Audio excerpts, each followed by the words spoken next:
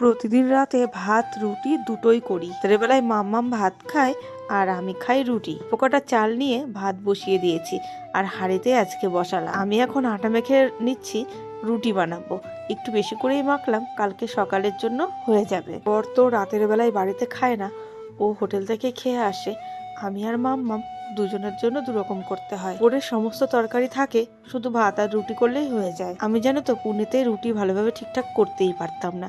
বাড়িতে এত সুন্দর রুটি বানাতাম, সবাই রুটির প্রশংসা করতো। রুটি বানালে পরে সবগুলো রুটি কিন্তু ফুলে ফুলে টাবু টাবু হতো। যখন পুনেতে এসে রুটি বানাতাম তখন কিন্তু একটা রুটিও ফুলতো না, বরঞ্চ রুটি শক্ত হয়ে যেত।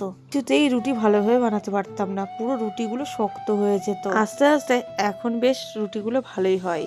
কি বলতো, আটা যদি ভালো হয় তবে কিন্তু রুটিও ভালো হয়। ভাত করে নিয়ে রান্নাঘর মুছিয়ে নিয়ে মাম্মামকে এখন খাওয়াতে বসে পড়েছিলাম। মামকে খাওয়ানো হয়ে গেলে আমু কিন্তু নিয়ে বসে পড়েছিলাম খেতে। তো চলো বন্ধুরা, টাটা। ভিডিওটা কেমন লাগলো জানি।